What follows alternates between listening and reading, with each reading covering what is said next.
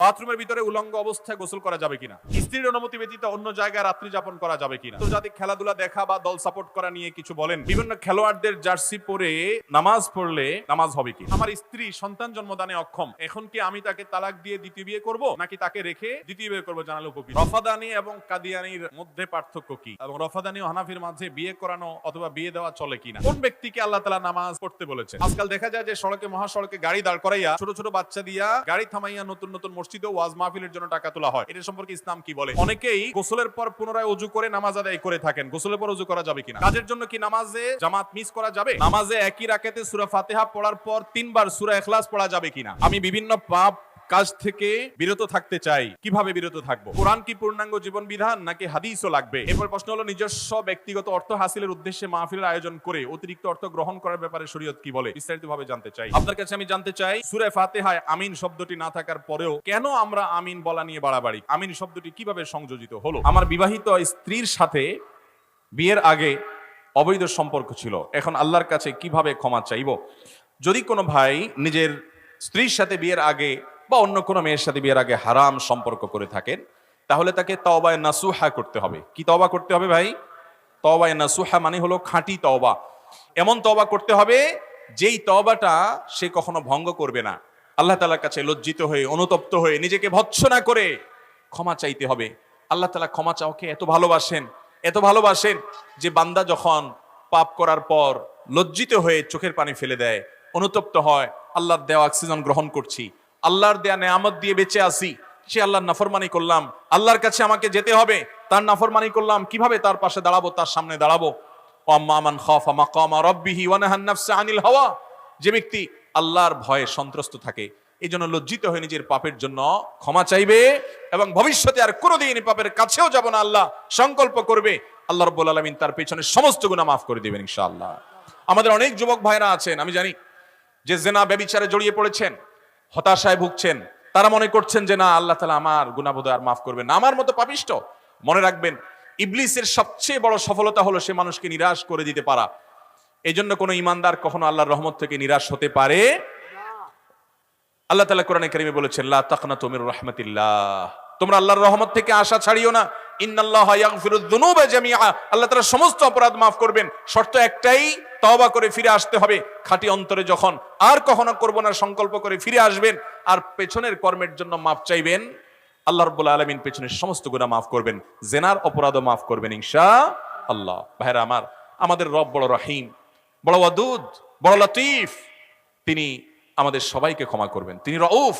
অতএব তার কাছে ক্ষমা চাওয়ার মতো চাইতে হবে, নিজেকে ভৎসনা করতে হবে, লজ্জিত হতে হবে, অনুতপ্ত হতে হবে, এবং ভবিষ্যতে আর সে পথ কোনোদিন মানানো যাবে না। এই সংকল্প যদি করেন, আপনি নিশ্চিন্ত থাকতে পারেন, আল্লাহর উপরে ভরসা করতে পারেন। তওবা যদি করার মতো করেন, শরায়েত পূরণ করেন, ইনশাআল্লাহ আল্লাহ তাআলা আপনাকে মাফ করে দিবেন। আপনি গুনাহ করার পর যদি আশাহত হয়ে যান, তখন আপনার দ্বারা আর তওবা নসিব হবে না। শয়তান অনেক যুবক ভাইদেরকে এই কথা বলে, তুই যত জেনা করছস, যত খারাপ কাজ করছস, আল্লাহ তোরে বোধহয় মাফ করবে না। তো মাফ যখন করবে না, চলো কিভাবে। গত পরশুদিন মদিনা এয়ারপোর্টে এক ভাই আমাকে প্রশ্ন পাঠালেন, বললেন, ভাই, একটা হাদিসে শুনলাম যে এতবার মদ পান করলে বা ওইটা মাফ করলে আল্লাহ তাআলা মাফ করবেন না। তো আমি এটা শুনে এরপরে কাজটা আবার করা শুরু করছি। মাঝে ছেড়ে দিছিলাম যে আল্লাহ যখন মাফই করবেন না, আর কি করার আছে, কিন্তু পরক্ষণে আবার ঈমান আছে ভিতরে, ভয় কাজ করছে যে আমি আসলে কোথায় যাচ্ছি।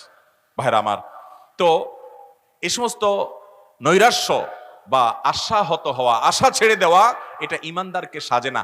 আপনার জীবনে বিপদ যদি আসে এবং দেয়ালে পিঠ থেকে যায়, পৃথিবীর সকল পথ বন্ধ হয়ে যায়, সকল দুয়ার ক্লোজ হয়ে যায়, কোনো উপায় আপনি খুঁজে না পান, কেউ আপনাকে সাহায্য করতে পারবে বলে মনে হয় না, ইমানদার যদি হয়ে থাকেন, আপনার এখনো শেষ দুয়ার, বরং আসল দুয়ার খোলা আছে। আহকামুল হাকিমিনের কাছে হাত তোলেন, চোখের পানি ফেলেন, সিজদায় পড়ে যান, কারণ আসমানের রাস্তা জমিনে, মাথা লুটিয়ে দেন জমিনে, আল্লাহর সাথে কেঁদে কেঁদে বলেন, দুনিয়ার কোন শক্তি যেটা পারবে না, আল্লাহ রাব্বুল আলামিন সেটা পারবেন। ফাআলুল লিমা ইয়াশা। এজন্য ইমানদার কখনো নিরাশ হতে পারে। পেছনের সমস্ত অপরাধের জন্য মাফ চাইতে হবে। ভাইরা আমার, আমাদের রব আমাদের প্রতি অনেক দয়ালু, বিধায় তিনি মাফ করবেন। শর্ত হলো মাফ চাওয়ার মতো চাইতে হবে। তওবা করবো তো ইনশাআল্লাহ। ভাইরা আমার, কুল্লু বনি আদম খাত্তা, সকল আদম সন্তান আমাদের ভুল আছে না নাই? কেউ ফেরেশতা আছি আমরা, আমি আপনি, আমরা কেউ ফেরেশতা। আমাদের সবার দ্বারা ভুল কম হোক বেশি হোক হয়। ওয়া খায়রুল খাত্তাঈন আত-তাওয়াবুন, এই পাপিষ্ঠদের মজলিসে মাহফিলে আল্লাহর কাছে সবচেয়ে উত্তম এবং শ্রেষ্ঠ ভালো মানুষ হলো তারা যারা পাপের পর ভাই তওবা করে ফিরে আসে, চোখের পানি ফেলে অনুতপ্ত হয়ে লজ্জিত হয়ে নিজে নিজে ভৎসনা করে, নিজেকে নিজে শাসন করে। আমি আল্লাহর নিমক হারামি করেছি, আল্লাহর অক্সিজেন ভোগ করছি, আল্লাহর নেয়ামত ভোগ করছি, কত মানুষ হাসপাতালে বেডে কাতরাচ্ছে, কত মানুষ কত বিপদে আছে, আমি এরপরও আল্লাহর এত নেয়ামত ভোগ করে নাফরমানি করেছি। এই বসা থেকে উঠার ক্ষমতা আমার নেই, বাসা পর্যন্ত যাওয়ার ক্ষমতা আমার নেই, এর মধ্যে অনেক কিছু হয়ে যেতে পারে। প্রতি সেকেন্ডে আল্লাহ রাব্বুল আলামিনের মুরাকাবায় আছি, তার তত্ত্বাবধানে আছি, তার বিপদ থেকে আমাকে তিনি মুক্ত রেখেছেন। এত নেয়ামত ভোগ করার পর আমি নিমক হারাম, আমার রবের কথার বাইরে আমি চলছি, নিমক হারামি করছি, আমি সেজন্য নিজেকে ভৎসনা করব এবং নিজেকে শাসন করব যে আমার দ্বারা এই অপরাধ কেন হয়েছে, এর শাস্তি স্বরূপ আমি আর অমুক অপরাধের দ্বারে কাছেও যাবে না, এর শাস্তি স্বরূপ আমি এখন থেকেই ভালো কাজটা শুরু করব, ওইটা শুরু করব। এরকম যখন আপনি নিজেকে নিজে শাসন করবেন, আল্লাহ রাব্বুল আলামিন আপনার পেছনের গুনাহ শুধু মাফ করবেন না, ওই গুনাহ মাফ করে সওয়াব দিয়ে পরিপূর্ণ করবেন ইনশাআল্লাহ। ভাইরা আমার, এই জন্য জেনা হয়ে গেছে, আপনি এখন আল্লাহর কাছে কথা দেন, আল্লাহ জেনা যেহেতু হয়ে গেছে, আমি নিজে যেহেতু অন্যায় করে ফেলেছি, আমি নিজের প্রতি নিজে একটা শাস্তি আরোপ করছি, আমি আর এই দুই চোখ দিয়ে কখনো হারাম অপাত্র বেগানা নারী ফেসবুকে ইউটিউবে বাহিরে কোথাও আমি দেখবো না। আল্লাহ প্রয়োজনে আমি স্মার্টফোন ত্যাগ করে ফেলবো। আজকে এক বোন, একটু আগেই এই ময়মনসিংহের একজন বোন, অনেক ভালো অবস্থানে থাকা একজন বোন, আমাদের আলোচনা আমরা বলছিলাম যে কিছু সময়ের জন্য স্মার্টফোন ত্যাগ করে বাটন ফোনে চলে আসেন নিজেকে অন্যায় এবং হারামের অভ্যাস থেকে সরানোর জন্য। তিনি বলছেন যে তিনি অনেক বিত্তশালী মানুষ, বলছেন যে আমি বাটন ফোন ব্যবহার করি, আমার কোনো স্মার্টফোন নাই, এটা আল্লাহর জন্য ত্যাগ। তো আপনি নিজেকে যেরকম শাসন করে অন্যায় থেকে সরে আসার জন্য এক দুইটা স্টেপ নেন, পদক্ষেপ নেন এবং দেখান মালিক আপনি দেখেন আমি আমার এই খারাপ বন্ধুগুলোর সাথে চলা ছেড়ে দিয়েছি, আল্লাহ শুধু আপনাকে খুশি করবার জন্য, আমার দ্বারা অন্যায় হয়ে গেছে এদের কারণে, আমি এদের সাথে সম্পর্ক ছিন্ন করেছি আপনাকে খুশি করবার জন্য। মান আহাব্বা লিল্লাহ ওয়া আবগাদা লিল্লাহ ওয়া আতা লিল্লাহ ওয়া মানা লিল্লাহ ফাকাদ ইসতাকমালাল ঈমান, যে কাউকে কিছু দেয় আল্লাহর জন্য, দেওয়া বন্ধ করে দেয় আল্লাহর জন্য, কাউকে ভালোবাসে আল্লাহর জন্য, কিছু বন্ধু কিছু ফ্রেন্ডকে ব্লক লিস্টে ফেলে দেয় আল্লাহর জন্য, কারণ ওরা আল্লাহর পথে যেতে বাধা হয়, তাদের সাথে চললে আল্লাহর পথে চলা যায় না। তো এই হিম্মত যেই যুবক করতে পারে, এই যুবক আল্লাহর জমিনে সবচেয়ে বড় আল্লাহওয়ালা নেককার মানুষ। ডক্টর খন্দকার আব্দুল্লাহ জাহাঙ্গীর রাহমাহুল্লাহ বলতেন যে আমার মতো দাড়ি পাকা বুড়ো তাহাজ্জুদ পড়ে যে পরিমাণ সওয়াব পাবো, তোমরা যুবকরা শুধু 5 ওয়াক্ত নামাজ পড়লে তার চেয়ে বেশি সওয়াব পাবো। চেষ্টা করবো না ইনশাআল্লাহ? মালিককে খুশি করবেন না ইনশাআল্লাহ? যুবক ভাইরা আমার, আল্লাহর নির্দেশে বাইরে সুখ নাই, শান্তি নাই, কোন প্রকার তৃপ্তি নাই। আপনি যদি তৃপ্তি চান আল্লাহর গোলামি করেন, আল্লাহর গোলামিতে যে শান্তি এটা আর কোথাও নাই। আল্লাহ তাআলা আমাদের সবাইকে আল্লাহর গোলামির শান্তি পাওয়ার তৌফিক দান করুন। পাপাচার অপরাধ হয়ে গেলে নিরাশ হওয়া নয়, তওবা করব খাঁটি অন্তরে, আর কখনো সে পথ মাড়াবো না। যদিও কখনো মাড়ানো হয়ে যায়, সাথে সাথে আরো জোরে সোরে ভর্ৎসনা করবো যে আমি আবার নিমুখারামি করেছি। এইভাবে তওবা যদি ভেঙে যায়, সাথে সাথে রিনিউ করে ফেলতে হবে। আশা ছাড়া যাবে না যে বারবার ভাঙা যাচ্ছে, আমি কি করব না। আপনি বারবার তওবা করেন, আগের তওবার চেয়ে পরের তওবা যেন স্ট্রং হয় সে চেষ্টা করেন। আল্লাহর গুণবাচন নাম হলো তাওয়াব। তাওয়াব আর তায়েবের মধ্যে পার্থক্য আছে ভাই। তাওয়াব মানে হলো বারবার রিপিটেডলি যিনি বান্দার তওবা কবুল করেন। অতএব আপনি নিরাশ হবেন না, হতাশ হবেন না। আল্লাহর কাছে তওবা করব তো ইনশাআল্লাহ। এই মজলিসে বসে মনে মনে একটা অপরাধ থেকে অন্তত তওবা করেন। আমি ফেসবুকে হারাম জিনিস আর দেখবো না, হারাম গান বাজনা হারাম জিনিস আমি আর শুনবো না, খারাপ বন্ধুর সাথে আর চলবো না, আমি অমুক পথে আর যাব না, আমি ধূমপান ছেড়ে দেব, আমি অমুক কাজটা ছেড়ে দিব। একটা অন্তত অপরাধ ছেড়ে দেওয়ার তওবা করেন। চেষ্টা করবেন না ইনশাআল্লাহ? আল্লাহ তাআলা আপনাকে আমাকে আমাদের সবাইকে আমল করার তৌফিক দান করুন।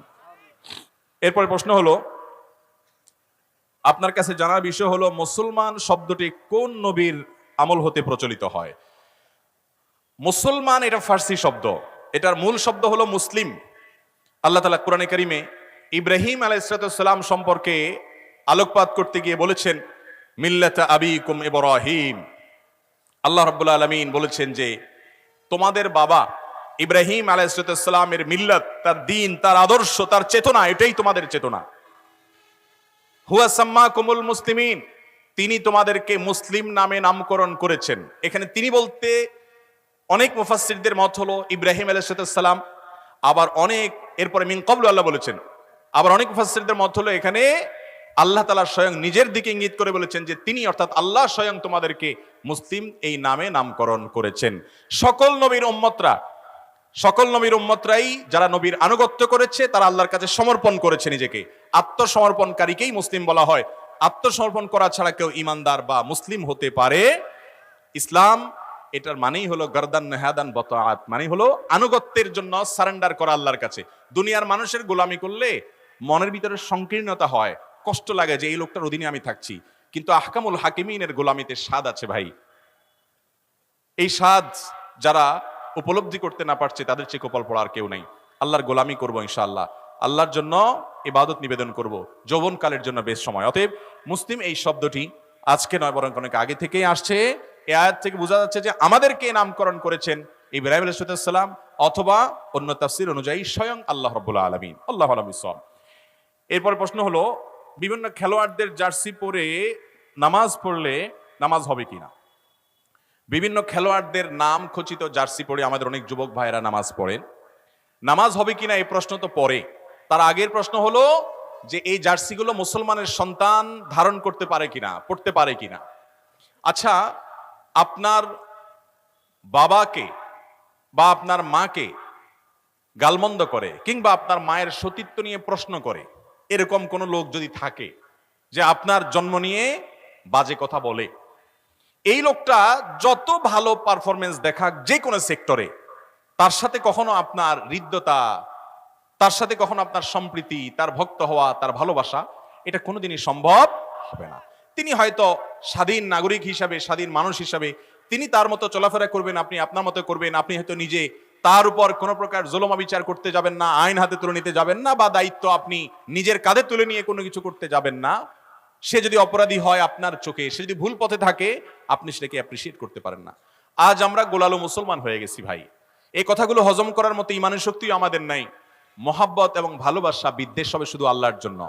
আপনি যদি অতি উদার হন এবং অতি উদার হয়ে আল্লাহর সঙ্গে কুফরি করে নিজেদের শরীরে এমন সব ট্যাটু অঙ্কন করে রেখেছে যেই ট্যাটুগুলো সরাসরি মুসলমানদের বিরুদ্ধে শত্রুতার স্বাক্ষর রাখে, প্রমাণ রাখে, এইরকম লোক, অথবা এই ট্যাটু আঁকা না থাকুক, এই মানুষগুলোকে আপনি পরম ভালোবাসা মায়া দিয়ে তাদের ভক্তি প্রকাশ করে তাদের জার্সি গায়ে পড়ছেন। আপনি যদি নিজেকে মুসলিম দাবি করে থাকেন, আল্লাহর জন্য আল্লাহর কাছে নিজেকে সমর্পণ করে থাকেন, আনুগত্যের মুহাম্মদ সাল্লাল্লাহু আলাইহি সাল্লামের উম্মত দাবি করে থাকেন, এটা কখনো আপনার জন্য শোভনীয় হতে পারে? আপনার ভালোবাসা বিদ্বেষ হবে কার খাতিরে? আল্লাহর খাতিরে। অতএব যে ব্যক্তি আপনার আল্লাহর প্রতি ঈমান আনে না, যে নিরীহ ফিলিস্তিনিদের উপরে বোমা মারাকে সমর্থন করে, সে যত ভালো খেলুক, যত ভালো পারফরমেন্স করুক, একজন মুসলমানের কাছে সে কখনো প্রিয় হতে পারে? এগুলো আজকাল আমাদের ভেতর থেকে হারিয়ে গেছে ভাইরা আমার। একটা কথা ফেসবুকে খুব জোরে সোরে উঠছে যে ভাই, শীতের মৌসুম চলছে, একটা জার্সি না কিনে, কোন খেলোয়াড়ের নাম ঘোষিত জার্সি না কিনে একটা গরিব বাচ্চাকে শীতের এক জোড়া মোজা কিনে দেন, এটা আপনার জন্য সার্থকতা হবে। ওই জার্সি পরে যে স্বাদ তো পাচ্ছেন, আপনি ভালোবাসেন একটা লোককে, তার জার্সি পরছেন, এই ভালোবাসার কারণে যে তৃপ্তি পাচ্ছেন, আমি আল্লাহর শপথ করে বলছি, একটা গরিব ফ্যামিলি বস্তিতে আপনার আশেপাশে কোনো বাচ্চা শীতের মধ্যে হাঁটছে, পায়ে মোজা নাই, এক জোড়া মোজা কিনে নিয়ে পরে পরায় দেন, ওর মা বাবার কাছে দিয়ে দেন, আল্লাহর কসম আপনার তৃপ্তি, আপনার ভালো লাগাটা ওই জার্সি পরার চেয়ে অনেক বেশি হবে। এসব কথা বললে আজকাল অনেকে বলে, তাহলে আপনারা এই মাইকে ওয়াজ বন্ধ করে খালি গলায় করেন, এই টাকাটা মানুষকে দান করেন। আপনারা লাইট দুইটা বন্ধ করে একটা দিয়ে টিম আলোর মধ্যে কথা বলেন। আপনি ভালো খানা খায়েন না, মাছ বাদ দিয়ে আপনি সবজি দিয়ে খান, খেয়ে দান করেন। ভাই, নিজের জন্য খরচ করা প্রয়োজন অনুযায়ী শরীয়তে জায়েজ না জায়েজ?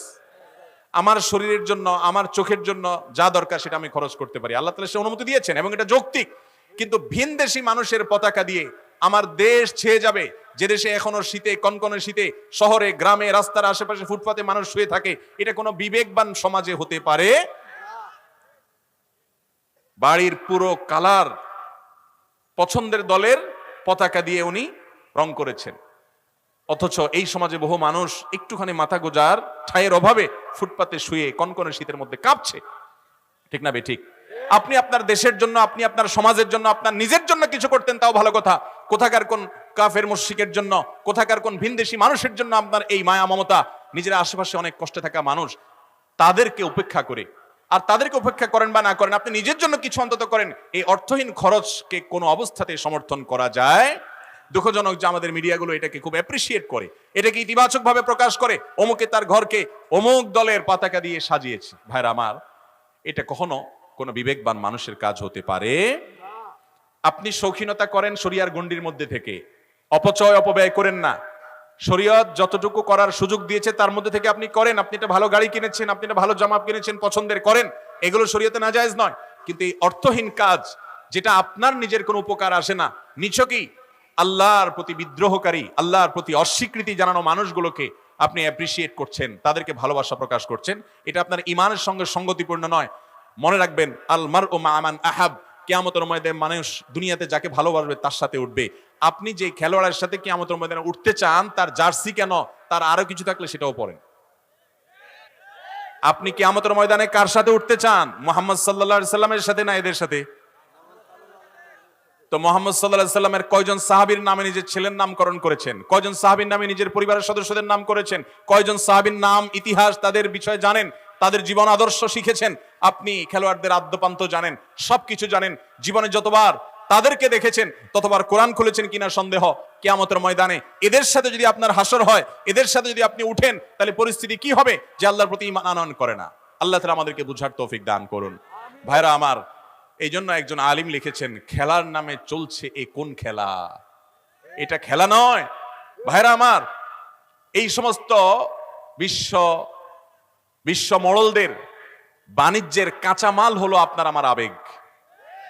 আমাদের আবেগ হলো তাদের বাণিজ্যের কাঁচামাল। দিন শেষে তাদের মিলিয়ন বিলিয়ন ট্রিলিয়ন বিজনেস হবে। খেলোয়াড় জিতলেও টাকা পাবে, হারলেও টাকা পাবে। আপনি জিতার পরে চিল্লা উঠলেন, কিছুই পান নাই, কাইন্দা দিলেন, তাও আপনার আসলে কোনো ক্ষতি হয় নাই। কাইন্দা নিজে কষ্ট পাইছেন, খেলোয়াড় ঠিকই কিছু না কিছু পয়সা পাইছে। স্পন্সর করা কোম্পানিগুলোর বিজনেস হয়েছে এবং সবার বিজনেস হয়েছে। এটারে বলে কলুর বলদ। এটারে বলে কি ভাই? কলুর বলদের গল্প শুনছেন আপনারা? কলু হলো এক ব্যক্তির নাম, তার একটা বলদ আছে। এই বলদ এটারে দিয়া ঘানি টানে, ঘানি। তো ঘানি টানানোর জন্য ওর চোখ বেঁধে ফেলে ওকে তাড়া দিলে ও মনে করে যে আমি এই গোয়ালঘর থেকে বের হয়ে মুক্ত ময়দানে গিয়ে স্বাধীন হয়ে যাচ্ছি আমি বোধহয়। এই জন্য সে দৌড়াইতে থাকে। ওই স্বপ্ন দেখে সে দৌড়াইতে থাকে, আর যে কলু বলদের মালিক সে তারে পিটাইতে থাকে আর হইট করে। সে মনে করে আমি যাচ্ছি, কত মাইল যেন চলে গেছি। এই ফাঁকে তারে দিয়া তাড়ায়া কলু কি করে, ওই যে ঘানিতে যে আপনার সরিষাগুলো দিছে, সরিষা থেকে তেল হচ্ছে, ফোটায় ফোটায় তেল পড়তেছে আর তার পয়সা হচ্ছে। এই বলদের কাজ করানো শেষ, ঘানির সকল সরিষা ভাঙা শেষ। দিন শেষে দেখা যায় অনেকগুলো তেল হয়, বিক্রি করে কলমিয়া পয়সা পকেটে নিয়ে হাসতে হাসতে বাড়ি চলে যায়। আর বলদের চোখটা খুলে দিলে বলদ দেখে, কই যে জায়গায় ছিলাম ওখানে তো দাঁড়ায় আছে। তাহলে ঘানি টানলো বলদে, আর সরিষা বেচে টাকা পাইছে কে? কলু। যারা মোবাইলে গেমস খেলেন, হ্যাঁ, আজকাল অনেক গেমস বাইরে হচ্ছে না, আপনি খেলতেছেন, ওই অ্যাপ আলা বসে বসে টাকা পাচ্ছে। আপনি এঙ্গেজ হচ্ছেন, সে টাকা পাচ্ছে। আপনি খেলা দেখে চিল্লা উঠছেন, ওই বিশ্ব বাণিজ্যের মোড়লদের তাদের বিজনেস হচ্ছে দিন শেষে crore crore billion billion trillion trillion টাকার বিজনেস হচ্ছে। আর আপনি লাফাচ্ছেন হুদাই, নিজের খায়া যায় চিল্লালেন, আবার বাসায় আসলেন, কি লাভ হলো? আপনি নিজে একটু দৌড়াদৌড়ি করে খেলান, জুয়া এবং হারাম বিষয় ছাড়া নিজের শারীরিক কসরতের জন্য ফুটবল খেলেন, সতর ঢেকে সুন্দর করে শরিয়া মেনে, আপনার শরীরের ব্যায়াম হবে। আপনার উদ্দেশ্য যদি ভালো হয়, সওয়াবও হতে পারে, এটা আপনার জন্য জায়েজ। আপনি ওই দোকানে বসে বসে ভূতের মতো তাকায় রইছেন, গোল দিল আর চিল্লা উঠলেন। কি জন্য চিল্লা উঠলেন? দুনিয়াতে 10 জন না খাওয়া মানুষ খানা পেয়ে গেছে সেজন্য? 10 জন কষ্টে থাকা মানুষের কষ্ট দূর হয়েছে সেজন্য? কেন চিৎকার করছেন আপনি নিজেও জানেন না। আল্লাহ তাআলা আমাদের বিবেকগুলোর জন্য জাগ্রত হয় সেই তৌফিক দান করুন। এভাবে মুসলমানদের ইমানি চেতনা আস্তে আস্তে ভোতা করে দেওয়া হয়। ইমানি চেতনা হারিয়ে যা ভাইরা আমার, ভেদাভেদ, আমাদের হিতাহিত জ্ঞান আর থাকে না। আল্লাহ আমাদেরকে বুঝার তৌফিক দান করুন। কিয়ামতের আগে ভাই অনেক ফিতনা আসবে দুনিয়াতে। ফিতনার কি দেখেছি আমরা? আমাদের সন্তানরা, পরের জেনারেশন আরো ভয়াবহ ফিতনার মুখোমুখি হবে। এইসব কথা এখন আর চলে না মার্কেটে। আমি যে কথাগুলো বলছি, এই কথাগুলো আমাদের যুবকদের কাছে অপ্রিয়। বলে কি মৌলবী, খেলা দেখবো, বিনোদন করবো, সেখানেও ফতোয়াবাজি। মুসলমানের জীবনে আল্লাহর নির্দেশের বাইরে কোনো কিছু যেতে পারে? আপনি মুসলিম মানে নিজেকে পরিপূর্ণ সমর্পণ করেছেন, অতএব এর বাইরে কিছুই যাবে না। আল্লাহ আমাদের সবাইকে আল্লাহর আনুগত্য পরিপূর্ণভাবে করার তৌফিক দান করুন। সফল ইমানদারদের বৈশিষ্ট্য আল্লাহ তাআলা বলতে গিয়ে 18 নম্বর পারার প্রথম সূরা মুমিনুনের ভিতরে কয়েকটা বৈশিষ্ট্য বলেছেন। এই গুণগুলো যাদের মধ্যে থাকবে, এরা শুধু জান্নাতের মালিক হবে না, আল্লাহ তাআলা দলিল দিয়ে দিচ্ছেন, উলাইকা হুমুল ওয়ারিসুন আল্লাযীনা ইয়ারিসুনাল ফিরদাউসা হুম ফিহা খালিদুন। এই গুণের মানুষগুলো জান্নাতুল ফেরদাউসের মালিক হবে, আল্লাহ দলিল দিচ্ছেন, এবং জান্নাতুল ফেরদাউস তাদের হবে, আল্লাহ জানিয়ে দিচ্ছেন। সেই গুণগুলোর ভিতরে একটা গুণ হলো ওয়াল্লাযীনা হুম আনিল লাগবি মুরিদুন, বেহুদা কাজ থেকে যে বেঁচে থাকে। এই খেলাধুলার পেছনে দৌড়াদৌড়ি করা, ফলো আপ করা, এগুলো সেরকম বেহুদা কাজ। তবে কোন খেলোয়াড়ের নাম খচিত জার্সি পরে নামাজ পড়লে নামাজ হয়ে যাবে, কিন্তু এটা অনুচিত এবং মাকরুহ। আর যদি ছবি থাকে তাহলে সেক্ষেত্রে এটা আরো ডেঞ্জারাস, বাট ফরজ আদায় হয়ে যাবে কোনো মতে। আল্লাহ আমাদের বোঝার তৌফিক দান করুন। আপনার কাছে আমি জানতে চাই, সূরা ফাতিহায় আমিন শব্দটি না থাকার পরেও কেন আমরা আমিন বলা নিয়ে বাড়াবাড়ি করি? আমিন শব্দটি কিভাবে সংযোজিত হলো? আমিন শব্দটি সূরা ফাতিহার মধ্যে নাই। সূরা ফাতিহার আয়াত কয়টা ভাই? 7টা আয়াত। এই 7টা আয়াতের মধ্যে আমিন নাই। সুন্দর প্রশ্ন। তো সূরা ফাতিহার মধ্যে আমিন নাই, সেখানে এটার পরে আমিন নিয়ে আমরা আবার মারামারি করি কেন? যৌক্তিক প্রশ্ন। আর দ্বিতীয় প্রশ্ন হলো যে এই আমিন কে যুক্ত করলো? কোরআনে নাই, তাহলে কোত্থেকে আসলো? ভাইরা আমার, এই আমিন যুক্ত করেছেন স্বয়ং নবী করিম সাল্লাল্লাহু আলাইহি ওয়াসাল্লাম। তিনি বলেছেন, মানুষ যখন সূরা ফাতিহা পড়ে, বিশেষ করে জামাতে ইমাম গায়রিল মাগদুবি আলাইহিম ওয়ালাদ-দাল্লিন সূরা ফাতিহা পড়ে যখন শেষ করে, যে ব্যক্তি ইমামের এই সূরা ফাতিহা শেষ করা শুনে, সূরা ফাতিহার শেষে অনেকগুলো দোয়া আছে আল্লাহর কাছে, আমরা অনেকে জানি না, না জেনে পড়ি। আল্লাহ আমাকে সঠিক পথে পরিচালিত করেন। কত যুবক, কত মানুষ ভুল পথে গিয়ে জাহান্নামে চলে যাবে, আমি যেন সঠিক ট্র্যাকে জান্নাতের পথে রুটে থাকতে পারি, দোয়া আছে। এই দোয়া ইমাম করার পর মুক্তাদিরা যারা আমিন বলে, এবং যাদের আমিন ফেরেশতারা ওই সময় আমিন বলে, সে আমিনের সাথে মিলে যাবে, আল্লাহ রাব্বুল আলামিন তাদেরকে মাফ করবেন। ভাইরা আমার, তাদের জন্য পুরস্কার রয়েছে, সুসংবাদ রয়েছে। এই জন্য এই সূরা ফাতিহার পরে আমিন বলার কথা স্বয়ং কে বলেছেন? রাসূল করিম সাল্লাল্লাহু আলাইহি ওয়াসাল্লাম। এটা কোরআনের অংশ না, কিন্তু সূরা ফাতিহার পরে আমিন বলা সুন্নাহ। সূরা ফাতিহার পরে আমিন বলা কি ভাই? সুন্নাত। এখন জোরে বলবো নাকি আস্তে বলবো? উভয় রকমের হাদিস আছে ওয়াইল ইবনে হুজর রাদিয়াল্লাহু তাআলা আনহু থেকে। এটা নিয়ে গন্ডগোল করার কথা হাদিসে নাই। হাদিসে দুই রকমের কথাই আছে, এবং দুই রকমের কথাই উলামায়ে কেরাম নিজ নিজ গবেষণার দলিল হিসেবে পেশ করে থাকেন। এই গবেষণাগত মত পার্থক্য নিয়ে মারামারি করা, ঝগড়াঝাটি করা কোন অবস্থাতে জায়েজ নাই। আল্লাহ আমাদেরকে বোঝার তৌফিক দান করুন। এরপর প্রশ্ন হলো, নিজস্ব ব্যক্তিগত অর্থ হাসিলের উদ্দেশ্যে মাহফিলের আয়োজন করে অতিরিক্ত অর্থ গ্রহণ করার ব্যাপারে শরীয়ত কি বলে? বিস্তারিতভাবে জানতে চাই। মাহফিল আয়োজনের অনেক ধান্দা আছে ভাই। এর ভিতরে একটা ধান্দা এটাও যে বেশ কিছু টাকা পয়সা উঠলো, আয়োজকরা খরচ খরচা দিয়া টিয়া এরপরে বাকি যেটা আছে নিজেরা পকেট মানির নাম দিয়ে ভাগযোগ করে নিয়ে নিল। তো যদি এটাকে কেউ নিজের বাণিজ্য হিসাবে বানায় নেয়, তাহলে তো এটা জঘন্য অপরাধ এবং গুনাহের কথা। কারণ কোন নেকামল দুনিয়া কামানোর উদ্দেশ্যে যদি করা হয়, সওয়াব তো দূরের কথা, উল্টা আরো কি হবে? কিন্তু শ্রোতারা যদি সেখান থেকে ভালো কিছু শুনে আমল করে, তাদের ঠিকই উপকার হবে। বক্তা যদি ইখলাসের সাথে বক্তৃতা দেয়, ওয়াজ করে, সে ঠিকই সওয়াব পাবে। কিন্তু যদি কারো এরকম বদনিয়ত থাকে, সে গুনাহগার হবে। আলহামদুলিল্লাহ, এদেশে বেশিরভাগ ওয়াজ মাহফিলগুলো যারা আয়োজন করেন, নিজের গাঁটের টাকা খরচ করে, পরিশ্রম করে, কষ্ট করে, সময় দিয়ে তারা করেন। ধানের মধ্যে চিটা কিছু থাকবেই, কিছু খারাপ মানুষ সব সময় সব জায়গায় কম বেশি থাকে, তবে বেশিরভাগ আয়োজক করে আলহামদুলিল্লাহ ভালো। উদ্দেশ্য ভালো হতে হবে। অনেকে মাহফিল করে নিজের বাকাওতি জাহির করার জন্য, অমুক বক্তা আনছি, অমুক হুজুর আনছি, তমুক সেলিব্রিটি আনছি, একটা ভাবসাব শরীরের মধ্যে আসে, সবাই তারে মনে করে অনেক কেরামতি আলা মানুষ, তার অনেক ক্ষমতা আছে। এসব ধান্দা যদি করেন তাহলে সওয়াব পাবেন না। উদ্দেশ্য হবে কিসের জন্য ভাই? আল্লাহকে খুশি করার জন্য। ওয়াজ মাহফিল গুলো করার আগে আমাদের ভলান্টিয়ার ভাইরা এবং অন্য যারা আছেন নিয়ত করবেন কেন করছেন। অনেক যুবক আছে মাহফিলে গাদা খাটনি খাটে, উদ্দেশ্য কি? ওই হুজুরের সাথে একটা সেলফি তোলা। এই জন্য আয়োজককে বলে, ভাই এত কষ্ট করছি, একটু আমার একটা সেলফি তুলতে দিয়েন। এটা একটা রোগ হয়ে গেছে ভাই। আপনার উদ্দেশ্য হবে আল্লাহকে খুশি করা, সেলফি তোলা উদ্দেশ্য হতে পারে। কোন আলেমের সাথে আপনি ছবি আছে রাখলেন, সেটা ভিন্ন কথা, কিন্তু এটা দিয়ে লাইক কমেন্ট কামায় ধান্দা করলেন, এটাকে একটা ব্যবসা বানিয়ে নিলেন, এগুলো প্রশংসনীয় কাজ হতে পারে না। আল্লাহ তাআলা আমাদেরকে ওয়াজ মাহফিলগুলো শুধু আল্লাহকে খুশি করার জন্য আয়োজন করার তৌফিক দান করুন। কোরআন কি পূর্ণাঙ্গ জীবন বিধান নাকি হাদিসও লাগবে? কোরআন পরিপূর্ণ জীবন বিধান। আর এই জন্য কোরআনের মধ্যে আল্লাহ তাআলা শুধু তার আনুগত্যের কথা বলে ক্ষান্ত হননি। তিনি বলেছেন, আতিউল্লাহ ওয়া আতিউর রাসূল, তোমরা আল্লাহর আনুগত্য করবে এবং রাসূলের আনুগত্য করবে। আল্লাহ আরো বলেছেন, মান আতা আল্লাহ মান আতা আর রাসূল ফাকাদ আতা আল্লাহ, যে ব্যক্তি রাসূলের আনুগত্য করলো, সে কার আনুগত্য করলো? আল্লাহর আনুগত্য করলো। কোরআন এবং হাদিসকে আলাদা করে দেখানো, একটাকে আরেকটার সাথে সাংঘর্ষিক করে দাঁড় করানো এক ধরনের লোক গজাইছে আমাদের সমাজে। এরা হাদিস অস্বীকার করে, ইনিয়ে বিনিয়ে বলে যে এটা তো হাদিস কোরআনে নাই। আরে ভাই, কোরআন তুমি কোত্থেকে পেয়েছো? যাদের কাছ থেকে কোরআন পেয়েছো সেই সাহাবীরাই তোমাকে হাদিস দিয়ে গেছে। হাদিসকে অ্যানালাইসিস করে মুহাদ্দিসগণ কোনটা গ্রহণযোগ্য কোনটা অগ্রহণযোগ্য যেইভাবে পুঙ্খানুপুঙ্খ রূপে তিনি রেখে গেছেন, সেটা সম্পর্কে ন্যূনতম ধারণা থাকলে হাদিস অস্বীকার করার মতো এরকম ভয়াবহ কথা কেউ মানতে পারে না।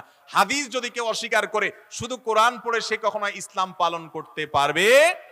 আল্লাহ কোরআনে কি নামাজের বিস্তারিত কোনো বর্ণনা দিয়েছেন? কিভাবে পড়বেন, রুকু কয়টা করবেন, কোরআনে নাই। সেজদা কিভাবে দিবেন, কোরআনে নাই। যাকাতের ডিটেইল আলোচনা কোরআনে নাই।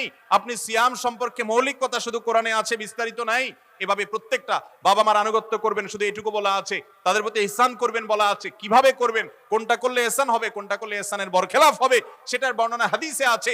শুধু কোরআনই যদি যথেষ্ট হতো, আল্লাহ তাআলা জিবরিলকে দিয়ে আসমান থেকে কাবার ছাদে একটা কোরআন পাঠিয়ে দিতেন। মক্কার মুশরিকরা চাইছিল সেটা, যে কেন কোরআন একসাথে আসে না, কেন কোরআন একসাথে নাজিল হয় না, তারা এটাই চাইছিল। আল্লাহ রাব্বুল আলামিন কোরআন একটু দিলেন, রাসূল সাল্লাল্লাহু আলাইহি সাল্লাম সেটা ইমপ্লিমেন্ট করলেন, সেটা ব্যাখ্যা করলেন, বুঝায় দিলেন, আমল করে দেখালেন। এরপর আবার একটু নাজিল হলো। 23 বছর ধরে এভাবে কোরআন নাজিল হয়েছে। আল্লাহ শুধু কিতাবুল্লাহ পাঠান নাই, তিনি রেজালুল্লাহ পাঠাইছেন। শুধু কিতাব পাঠান নাই, তিনি রাসূলও পাঠাইছেন। আল্লাহর কিতাব মানবেন, আল্লাহর রাসূল মানবেন না, তাহলে এটা কখনো ইসলাম হতে পারে? আমাদেরকে কোরআন কি নবী করিম সাল্লাল্লাহু আলাইহি ওয়াসাল্লাম আয়েশা দিয়ে গেছে? এই কোরআন কাদের মাধ্যমে পাইছেন? সাহাবী, তাবি, তাবে তাবি, ইমামদের, মুস্তাহিদদের, কিতাব লেখকদের। যারা এগুলো অস্বীকার করে, আমাকে একজন বলে, ভাই বলেন তো কোরআন তাহলে হাদিস কেন তাহলে ইমাম বুখারীর যুগে আয়েশা লেখা হলো, তার আগে এই যে শত বছর পার হয়ে গেল তখন কেন হাদিস লেখা হলো না? আমি যদি পাল্টা প্রশ্ন করি, কোরআন কেন ওসমান রাদিয়াল্লাহু তাআলার যুগে লেখা হলো, কেন নবীজির যুগ চলে গেল, তারপরে আবু বকর ওমরের যুগ চলে গেল, কোরআন সংকলনের উদ্যোগটা কেন ওসমান রাদিয়াল্লাহু পর্যন্ত হলো? তাহলে আমি তো সেই প্রশ্ন তুলতে পারি, ঠিক না বেঠিক? ওই পর্যন্ত সংরক্ষিত ছিল কিনা সে সম্পর্কে পড়াশোনা করার চেষ্টা করেন। ভাইরা আমার, ইসলাম বিদ্বেষী নাস্তিকদের সবচেয়ে বড় অস্ত্রগুলোর একটি হলো এই যে তারা সরাসরি মানুষকে ইসলাম থেকে সরাতে পারবে না, সেজন্য আগে বলে হাদিস মানবো না। একটা বড় পাঠ আগে অস্বীকার করায় নেয়। যারা হাদিস অস্বীকার করে একসময় সে কোরআনও অস্বীকার। বাংলাদেশে একজন নামকরা বক্তা আছে, যার একজন আত্মীয় আছেন অনেক বড় আলেম, ব্যক্তিগতভাবে আমি জানি, নাম বলবো না। সেই বক্তা আলেম এবং তার পরিবার, তারা সবাই খুব শক্ত, খুব মর্মাহত যে তাদের পরিবারের ওই আলেম প্রথমে আহলে কোরআন হয়েছেন, অর্থাৎ হাদিস অস্বীকারী হয়েছে। এরপরে একটা সময় সে কাদিয়ানি হয়েছে, কাফেরের খাতায় নাম লেখাইছে। ভাইরা আমার, ভয়াবহ বিষয়। একজন ইসলাম বিদ্বেষী, খুব চিহ্নিত, আমি নাম উল্লেখ করব না, তার একটা গোপন ভিডিও বেশ অনেকদিন আগে ছড়িয়ে পড়েছে, আমি বহুবার দেখেছি। তিনি তার সাঙ্গপাঙ্গ ইসলাম বিদ্বেষী নাস্তিকদেরকে বলছেন যে বাংলাদেশে মুসলমানদেরকে ইসলাম থেকে সরানোর জন্য ডাইরেক্ট ইসলামের বিরুদ্ধে বলে কোনো লাভ হবে না, লাভ হবে না, বরং আরো হিতে বিপরীত হবে, মুসলমানদের ঈমান আরো মজবুত হবে। তাহলে কি করতে হবে? তাদেরকে আগে বলতে হবে যে না, শুধু কোরআন মানতে হবে, হাদিস থেকে সরাইতে হবে। কারণ হাদিস থেকে সরাই ফেললে এবার কোরআন, আল্লাহ তাআলা বলছেন নামাজ পড়ো, একজনে একভাবে পড়বে, আরেকজন আরেকভাবে পড়বে। এখন যে পদ্ধতিগুলো হাদিসে আছে সেগুলো তো হাদিসের মধ্যে থাকে কাছাকাছি 19-20, তখন 18-20 হবে, 15-20 হবে। এক একজন এক এক ব্যাখ্যা দিবে। একজন বলবে নামাজের জন্য আল্লাহ তাআলা মসজিদে যাইতেই বলেন না, এটা অন্য নামাজের কথা বলছেন, বিকৃতি হবে। এজন্য ভাইরা আমার, কোরআন পূর্ণাঙ্গ, কোরআনের ভিতর কোনো অসম্পূর্ণতা নাই। ফাবিআইয়ি হাদিসিন বাদাহু ইউমিনুন, এই আয়াত দিয়ে তারা দলিল দেয় যে এই হাদিসের অর্থাৎ কোরআনের কথার পর আর কিসের প্রতি ঈমান আনে। বিধায় এই ভণ্ডামির ব্যাপারে আমাদের সাবধান থাকতে হবে। আল্লাহ আমাদেরকে বুঝার তৌফিক দান করুন। এই ভয়াবহতা এখন চরম আকার ধারণ করছে। ঘরে ঘরে আপনাদেরকে বুঝাচ্ছে যে শুধু কোরআন মানলেই হবে। আরে ভাই, কোরআনই তো মানবো, কোরআন ছাড়া কিছু মানবো না। কিন্তু কোরআনে আল্লাহ যদি বলে রাসূলের কথা শুনতে, আমি হাদিস মানবো না, শুধু কোরআন মানবো হাদিস মানবো না, এটা বললে একটা সমস্যা ইসলাম থেকে খারিজ হওয়ার পথ সুগম হবে। আল্লাহ তাআলা এই সব ষড়যন্ত্র থেকে আমাদেরকে বেঁচে থাকার তৌফিক দান করুক। একটা আশ্চর্যজনক কথা শুনেন, নবী করিম সাল্লাল্লাহু আলাইহি সাল্লাম সেই 1450 বছর আগে প্রায় বলে গেছেন, একটা সময় আসবে কিছু লোক আরামের কেদারায় বসে, জানা শিক্ষিত হোক আর জানা মাদ্রাসা শিক্ষিত হোক, বসে বসে ফতোয়া দিবে, না আমরা কোরআন মানে কোরআনে যা পেয়েছি সেটাই অনুসরণ করব, হাদিস আমরা মানবো না। হাদিস অস্বীকার করার এই ফিতনা যে বের হবে 1400 বছর আগে নবী করিম সাল্লাল্লাহু আলাইহি সাল্লাম 1400+ বছর আগে বলে গেছেন। সেখান থেকে বোঝা যায় যে এই ফিতনা যারা করছে এদের ব্যাপারে নবী করিম সাল্লাল্লাহু আলাইহি ওয়াসাল্লাম ভবিষ্যৎবাণী খেটেছে মাত্র। আমাদের এখন সাবধান হতে হবে, ঈমান বাঁচাতে হবে। কোরআন এবং হাদিস উভয়টার, বিশুদ্ধ হাদিস এবং কোরআনের অনুসরণ ছাড়া আমরা পূর্ণাঙ্গ ইসলাম মানতে পারবো। কোরআনে নামাজের আগে পবিত্রতা কিভাবে অর্জন করবেন, ওযু কিভাবে করবেন, গোসল কিভাবে করবেন, আপনি আযানটা কিভাবে দিবেন, কোরআনে তার কোনো বিবরণ আছে? ইদা নুদিয়া লিস-সালাতি মিন ইয়াউমিল জুমআহ, কোরআনে বলা আছে নামাজের জন্য যখন আহ্বান করা হবে, কিভাবে আহ্বান হবে, কি বাক্য দিয়ে আহ্বান হবে, তার বিস্তারিত আছে কোথায়? হাদিসে। অতএব হাদিস ছাড়া কোরআন, এটা কোনোদিনই মেনে পরিপূর্ণ দিনের উপরে চলা কোনোদিনই সম্ভব নয়। এরপরে প্রশ্ন হলো, আমি বিভিন্ন পাপ কাজ থেকে বিরত থাকতে চাই, কিভাবে বিরত থাকব? যুবকের প্রশ্ন শেষে লেখা আছে। আমি বিভিন্ন জায়গায় গেলে এই প্রশ্নগুলো পাই। এই প্রশ্নগুলো পেলে আমি অনেক আপ্লুত হই। আলহামদুলিল্লাহ, আমাদের দেশে এখন বিভিন্ন প্রান্তে শত শত হাজার হাজার যুবক ভাইয়েরা হারাম থেকে বাঁচার জন্য চেষ্টা করছেন, সংগ্রাম চালাচ্ছেন, নিজের সঙ্গে নিজে লড়াই করে চলেছেন, হারাম থেকে বাঁচতে চান। হারাম থেকে বাঁচতে চাওয়া যুবকরা, এদেরকে আমরা আসহাবে কাফের যুবকদের অনুসারী, তাদের অনুগামী, তাদের পূর্বসূরি, তাদের পথের পথিক মনে করি। আল্লাহ তাআলা তাদের প্রশংসা করে কোরআনে কারিমে বলেছেন, সূরা কাফের মধ্যে তাদেরকে আল্লাহ তাআলা প্রশংসা করে বলেছেন যে তারা ছিল এমন ফিতিয়া, এমন কিছু যুবক যে তারা শিরক থেকে, হারাম থেকে বাঁচার জন্য তারা এলাকা ছেড়েছে। ওয়াজিদনাহুম হুদা, তাদের হেদায়েতের পথে আমি আরো বাড়িয়ে দিয়েছি, হেদায়েতের পথে আরো অগ্রসর হয়ে গেছে। যুবক ভাইরা, হারাম থেকে দূরে সরার জন্য চেষ্টা করেন। যদি আপনি চেষ্টা করেন, আল্লাহ ওয়াদা করেছেন, ওয়াল্লাযীনা জাহাদু ফীনা লানাহদিয়ান্নাহুম সুবুলানা, যারা আমার পথে আসার চেষ্টা করবে, হারামকে না বলে হালালের পথে আসতে চাইবে, জাহান্নামের পথ ছেড়ে জান্নাতের পথে চলতে চাইবে, লানাহদিয়ান্নাহুম সুবুলানা।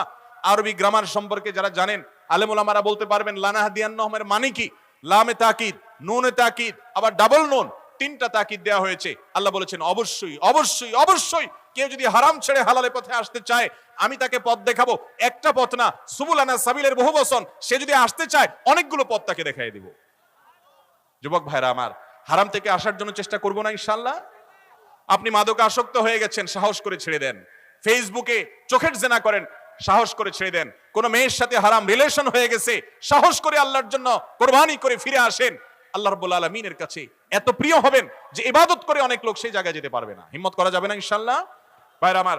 তো সেজন্য আমাদের দরকার হলো এই জাতীয় পাপাচার থেকে বাঁচার জন্য প্রথম কাজ হলো পাপের পরিবেশ থেকে সরে আসা। পরিবেশ, আপনি যে পরিবেশে পাপ হয় সেখান থেকে সরে আসেন। ফেসবুকে ফ্রেন্ড লিস্টে এমন আজে বাজে লোক ঢুকাইছেন, বাঁচতে পারেন না কোনোভাবে, এগুলো সব ব্লক করে ফেলেন, সব ব্লক লিস্টে করেন। যে পেজ থেকে বাজে জিনিস আছে আনফলো করে ফেলেন, পারলে সেটা যেন আপনার নিউজ ফিডে না আসে সেই ব্যবস্থা নেন। কোনোভাবে কিছু করতে পারছেন না, এই আইডি ডিলিট করে দেন, ডিঅ্যাক্টিভ করে দেন। ফলোয়ার থাকুক, ফ্রেন্ড থাকুক, যাই থাকুক, নতুন আইডি করেন, বাইসে বাইসে ভালো লোক নেন, যাতে খারাপ জিনিস না আসে। সংগ্রাম করেন, চেষ্টাটা করেন। আল্লাহ দেখবে বান্দা আমার বাঁচার জন্য ফিতনার ভরপুর, ফিতনার সমুদ্রের মধ্যে হাবুডাবু খেয়ে সে হাতড়াচ্ছে, একটু বাঁচার চেষ্টা করছে। আল্লাহ তাআলা এটা দেখবেন। এই চেষ্টাটা আমাদের থাকতে হবে। আল্লাহ আমাদেরকে তৌফিক দান করুন। তাহলে গুনাহ থেকে বাঁচার জন্য ভাই প্রথম হলো পরিবেশ থেকে সরে আসতে হবে, গুনাহের পরিবেশ থেকে সরে আসতে হবে। যুবকদের জন্য এই যুগে সবচেয়ে বড় চ্যালেঞ্জ হলো নিজের চরিত্রকে হারাম রিলেশন থেকে বাঁচানো। এর চেয়ে বড় চ্যালেঞ্জ আর কোনোটা নাই। কারণ বেশিরভাগ যুবক ভাইরা কোনো না কোনোভাবে হারাম রিলেশনে জড়িয়ে পড়ছেন। হারাম রিলেশনে জড়ালে আপনার আখিরাত ধ্বংস হবে, শুধু তা নয়, দুনিয়াও ধ্বংস হবে। আমি সবসময় বলি, আপনার সকল ভালোবাসাকে জমিয়ে রাখুন বৈধ স্ত্রীর জন্য। আপনার বৈধ স্ত্রীর জন্য ভালোবাসা না জমিয়ে যদি অপাত্রে, কুপাত্রে, স্কুলে, কলেজে, রাস্তাঘাটে অন্যান্য মেয়েদের সাথে এই ইটিস পিটিস করে ভালোবাসা আদান প্রদান করে সেটা যদি ক্ষয় করে ফেলেন, তাহলে ভালোবাসা এটা হলো সফট ড্রিঙ্কস এর মতো ভাই। বোতল খুলে একবার অনেকক্ষণ খুলে রাখছেন, খাইছেন, ঢালছেন, বন্ধ করছেন, জাঁজ শেষ, আগের জাঁজ আর পাবেন না। এই জন্য দেখা যায় যারা এই ইটিস পিটিস করে এরপরে বিয়ে শাদী করে, এদের সম্পর্ক দাম্পত্য জীবনে ভালো হয়, ভালো হয়। এই যে বিভিন্ন নায়ক, গায়ক, নায়িকা, গায়িকা, ফুটবলার, আপনার ক্রিকেটার, অমুক তমুক, প্রতিদিন শোনা যায় অমুক দেশের খেলোয়াড়, অমুক দেশের খেলোয়াড় বিয়ে হয়েছে, কয় বছর হয়েছে, ভেঙে গেছে। আবার বাংলাদেশে একই হাল, আরেক দেশে একই হাল, ভাঙতে ভাঙতে শেষ। এদের গড়ারও ঠিক নাই, ভাঙারও 12 জন 13 জন পাল্টায়। আচ্ছা ভাই, জীবন সঙ্গী পাল্টানোর মধ্যে কোনো সুখ আছে? ত্যাগ, একটা মানুষকে ভালোবাসার পর যদি বিশ্বাস হারায়, ভেঙে যায়, তাদের সংসার ভাঙাতে আমরা খুশি না ভাই? তথাকথিত তারকা, তাদের সংসারে দুঃখ হলে আমরাও কষ্ট পাই। আমরা চাই পৃথিবীর সব মানুষ দাম্পত্য জীবন সুখে লাভ করুক, কিন্তু ওই যে আগেই সফট ড্রিঙ্কস এর মতো জাঁজ কমাই ফেলছে, এখন জায়গা মতো গেলে পুঁজির টান, ভালোবাসা আর নাই, ভেঙে যায়, টিকে না, মেড ইন চায়না হয়ে গেছে। ভালোবাসা কি হয়ে গেছে? আল্লাহ তাআলা আমাদেরকে মেড ইন মদিনার ভালোবাসা অর্জন করার তৌফিক দান করুন। যুবক ভাইরা, সব যুবকরা আজকাল এই তথাকথিত বয়ফ্রেন্ড গার্লফ্রেন্ড কালচারে আক্রান্ত হয়ে গেছে। নাটক সিনেমার মাধ্যমে এগুলোকে সহজীকরণ করা হচ্ছে। মনে রাখবেন, সব যুবক হারাম সম্পর্কের সাথে জড়িয়ে আছে। আপনার নাই কারোর সাথে সম্পর্ক, এই ইউনিক যুবকই জান্নাতি যুবক। জান্নাতে কি সবাই যাবে, না বাসা বাসা মানুষগুলো যাবে? বাসা বাসা মানুষগুলো জান্নাতে যাবে, গণহারে মানুষ জান্নাতে যাবে না, গণহারে জাহান্নামে যাবে। স্রোতের বিপরীতে চলতে শিখেন। স্রোতের তালে চলার জন্য যোগ্যতার প্রয়োজন হয় না, স্রোতের বিপরীতে চলার জন্য যোগ্যতার প্রয়োজন। একটা গাছ মরা কাষ্ঠ, সে স্রোতের তালে তালে গা ভাসায়, যত বড় গাছই হোক। আর ছোট্ট একটা মাছের পোনা দেখবেন স্রোতের বিপরীতে চলার জন্য কি চেষ্টা তার, কারণ তার ভিতরে প্রাণ আছে, সে প্রাণী। প্রাণী হওয়ার কারণে সে চেষ্টা করছে। গাছের মধ্যে এক ধরনের প্রাণ আছে, কিন্তু সে প্রাণী নয়, তার সেই ইচ্ছা শক্তি নাই, যার কারণে সে স্রোতের তালে তালে গা ভাসায়। অতএব যুবকরা স্রোতের বিপরীতে চলা শিখবো তো ইনশাল্লাহ। যাদের হারাম সম্পর্ক আছে না করবো তো ইনশাল্লাহ। আজকে এই মসজিদ থেকে তওবা করব যে আল্লাহ আমি হারাম থেকে সরে আসলাম, তওবা করে আমি নতুন জীবন গড়ার সংকল্প করলাম। যেটুকু ক্ষতি হয়েছে, জাহাজটা যা কমছে, আল্লাহ তাআলা ওই জাহাজ আবার ফেরত দিবেন ইনশাআল্লাহ। সফট ড্রিঙ্কসের জাহাজ ফেরত পাবেন না, কিন্তু এটা হারাম থেকে সরে আসলে অবশ্যই ফেরত পাবেন ইনশাআল্লাহ। আল্লাহ আমাদেরকে তৌফিক দান করুন। 3 প্রশ্নের রাত পার হয়েছে, বাকিগুলো দিলে ফজর পার হবে আর কি। নামাজে একই রাকাতে সূরা ফাতিহা পড়ার পর 3 বার সূরা ইখলাস পড়া যাবে কিনা? খুবই দরকারি একটা প্রশ্ন। সূরা ইখলাস কোরআনের এমন একটা সূরা, যেই সূরা শুধুমাত্র আমাদের আল্লাহর কথা বলা আছে। এই সূরাতে অন্য কোনো সাবজেক্ট নাই। এই সূরায় শুধু কার আলোচনা আছে? এরকম আরেকটা সূরা কোরআনে নাই যে সূরার শুরু থেকে শেষ পর্যন্ত শুধু আল্লাহর গুণগান আছে, আল্লাহর বৈশিষ্ট্যের কথা আছে, আল্লাহর একত্ববাদের কথা আছে, অন্য কোনো সাবজেক্টই নেই। এটা সাবজেক্টই শুধু আল্লাহ তাআলা। এই জন্য এক সাহাবী এই সূরাকে খুব ভালোবাসতেন। তিনি মানুষের ইমামতি করতে গিয়ে সূরা ফাতিহার পরে অন্য যা পড়েন না পড়েন সাথে সূরা ইখলাস অবশ্যই পড়তেন। 2 জন সাহাবীর জীবনে এরকম ঘটনা পাওয়া যায়। একজন সম্ভবত মসজিদে কুবার বা এরকম কোন মসজিদের ইমাম ছিলেন, আরেকজন জিহাদের ময়দানে এই কাজ করতেন। সাহাবীরা এসে বলছেন, ইয়া রাসূলুল্লাহ, উনি নামাজ পড়াইলে অনেক লম্বা সময় ধরে সালাত আদায় করে, আমাদের কষ্ট হয়ে যায়। নবীজি ডেকে বলছেন, তুমি কেন এই কাজ করো? বললেন, ইয়া রাসূলুল্লাহ, সূরা ইখলাস, এখানে আমাদের রবের কথা বলা হয়েছে, আমার রবের পরিচয়ের উল্লেখ দেওয়া হয়েছে। এটা নামই সূরা ইখলাস, তাওহীদকে খালেজ করার সূরা, শিরক মুক্তির সূরা, আমার রবের গুণের সূরা। এখানে অন্য কারোর ইস্যু নাই, শুধু আমার আল্লাহর কথা বলা আছে। এই জন্য এই সূরার মর্মটা, এর অর্থটা আমাকে খুব স্পর্শ করে, আমার খুব ভালো লাগে। এই জন্য সূরা ফাতিহার পরে অন্য যা পড়ি না পড়ি, অতিরিক্ত সূরা হিসাবে, সূরা মিলানোর অংশ হিসাবে সূরা ফাতিহাটা আমি অবশ্যই পড়ি। নবী করিম সাল্লাল্লাহু আলাইহি সাল্লাম বলেছেন, এই সূরার ভালোবাসায় তোমাকে জান্নাতে নিয়ে যাবে। এই জন্য ভাই দেখবেন সকাল সন্ধ্যায় সূরা ইখলাস, সূরা ফালাক, সূরা নাস 3 বার 3 বার, সকাল সন্ধ্যার পাশাপাশি 5 ওয়াক্ত সালাতের পরে একবার, রাতের শোয়ার সময় আবার 3 বার 3 বার, মানে সূরা ইখলাস এতবার পড়ার আল্লাহ তাআলা ওজিফা করে দিয়েছেন। আমরাও সূরা ফাতিহা সবচেয়ে বেশি পছন্দ করি। এই মজলিসে যত লোক আছেন, আমার বিশ্বাস বেশিরভাগ মানুষ সূরা ইখলাসকে মহব্বত করেন, তবে সেটা ওই সাহাবীর মহব্বত করে না, নামাজ শর্ট করার জন্য। ঠিক না? অনেকে আছে দেখা যায় সূরা ইখলাস ছাড়া কিছু পড়ে না, কারণ কি? আয়তনে নামাজটা তাড়াতাড়ি শেষ করার জন্য। এইটার কারণে জান্নাতে যাবেন না, আবার খুশি হয়ে যায় না যে আমি এত বেশি বেশি পড়ি। আপনার নিয়ত যদি হয়, মতলব যদি হয় নামাজ সংক্ষিপ্ত করা, তাহলে হবে না। এই জন্য ভাইরা আমার, সূরা ইখলাসটা নামাজের মধ্যে কেউ যদি পড়েন, বিভিন্ন রাকাতে সূরার মর্ম উপলব্ধি করে তিনি ইনশাআল্লাহ সওয়াব পাবেন। এই সূরার তাফসীর জানবেন, একদিন ইনশাআল্লাহ কোন একটা প্রোগ্রামে কোন আলেম থেকে সূরা ইখলাসের তাফসীরের উপর 1 ঘন্টা আধা ঘন্টা ওয়াজ শুনবেন, খুব গুরুত্বপূর্ণ। সূরা ইখলাস এটা যদি কেউ 3 বার 4 বার 5 বার পড়ে, শুধু সূরা ইখলাস না, অন্য সূরাও, সূরা ফাতিহার পরে আপনি সূরা ইখলাস 3 বার পড়লেন, সূরা ইদাজা 2 বার পড়লেন, অন্য সূরা 3 বার পড়লেন, কোনটা রিপিট করলেন, একই আয়াত বারবার পড়লেন, এটাতে কোনো অসুবিধা হবে না। আপনি বারবার পড়তে পারেন, কোনো অসুবিধা হবে না ইনশাআল্লাহ। তবে লক্ষ্য রাখবেন, প্রথম রাকাতের চাইতে দ্বিতীয় রাকাতটা তুলনামূলক একটু ছোট হবে। হ্যাঁ, আয়তনে পরিমাণে একটু ছোট হবে, এটাই সুন্নাহ। নবী করিম সাল্লাল্লাহু আলাইহি ওয়াসাল্লাম প্রথম রাকাত যদি 2 মিনিট ধরে পড়তেন, দ্বিতীয় রাকাত 1.5 মিনিট, অর্থাৎ একটু কমায়া পড়তেন, এটাই তার সুন্নাহ ছিল। বাস এরপর আপনি এবার সূরা ফাতিহার পরে এক সূরা বারবার পড়েন, হ্যাঁ, কয়েক সূরা বারবার পড়েন, বা অন্য একটা সূরা পড়ে আরেকটা সূরা বারবার পড়েন। সূরার মহব্বতের কারণে, মর্মের কারণে, একই আয়াত জাহান্নামের কথা আছে, জান্নাতের কথা আছে, আল্লাহর কথা আছে, সেজন্য আপনি বারবার পড়েন, কোনো অসুবিধা নাই ইনশাআল্লাহ। এরপরে প্রশ্ন হলো, যে সকল ছেলে মেয়ের স্কুল কলেজ ভার্সিটিতে লেখাপড়ার নামে ক্লাস শেষ করে অথবা ক্লাস ফাঁকি দিয়ে পার্কে রেস্টুরেন্টে গুনাহের কাজ করে, সুযোগ পেলে জেনা ব্যভিচার করছে, তাদের জেনার জন্য কি তাদের বাবা মার কোনো গুনাহ হবে? আর যে সকল রেস্টুরেন্টের মালিকরা টাকার বিনিময়ে রেস্টুরেন্টে জেনা করার সুযোগ, প্রাইভেসি দিচ্ছে, সেসব রেস্টুরেন্ট মালিকদেরও জেনার গুনাহ হবে কিনা? অবশ্যই ভাই, তাদেরকেও জেনার গুনাহ বহন করতে হবে।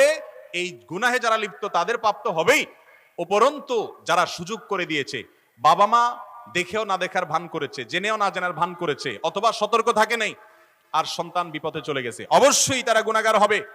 আদ-দায়ুস আল্লাযী ইউকিররু ফি আহলিহি আল-খাবাস, পরিবারের কর্তা হয়ে তার পরিবারের সদস্যরা আকাম কুকাম করেছে, পাপাচারে লিপ্ত হয়েছে, গুনাহ করেছে, জিনা করেছে, ব্যভিচার করেছে, সে দেখেও না দেখার ভান করছে, বলে যে আজকাল এগুলো একটু আধটু করে। তাকে জানানোর পরও সে এটাকে নাকের সামনে দিয়ে মাসি যাওয়ার মতো কোনো ব্যাপার মনে করে নাই। এই লোকের নাম দায়ুস। সেই বাবা নামাজি হলেও, সে মা পর্দানসীন হলেও নিজের ছেলে মেয়ে অপকর্মে লিপ্ত জানার পরও যদি সে চুপ থাকে এবং সমর্থন যোগায়, তাহলে সে জান্নাতে যেতে পারবে। এখন তো এমন একটা সময় আসছে বাপ মাও কিছু বলতে পারে না। আমাদের দেশেও হয়তো সেদিন বেশি বাকি নাই যেদিন বাপ মা ছেলে মেয়ের এই তথাকথিত প্রাইভেসিতে হাত দিলে তাদের নামে মামলা করার রাইট থাকবে, পুলিশ কল করার রাইট থাকবে। পশ্চিমা দুনিয়া শেষ হয়ে গেছে ভাই। ব্যক্তি স্বাধীনতার নামে সীমাহীন স্বাধীনতা দিয়ে তাদের পরিবার ব্যবস্থা ধ্বংস হয়ে শেষ হয়ে গেছে। আমি জাপানের টোকিও থেকে যাওয়ার পর এক ভাই আমাকে বললেন, ভাই বহুত কষ্ট করে দেশ থেকে পরিবার আনছি, অনেক কষ্ট করে উপার্জন করে পয়সা কামাই করে তাদেরকে এখানকার পাসপোর্ট নিয়ে দিচ্ছি, এখানে তারা বসবাস করে। ছোট থাকতে বাচ্চাটা আনছি, এখন ক্লাস 7-8 দিকে পড়ে। একদিন একটা অপকর্ম করছে, ওর জীবন ধ্বংস হবে।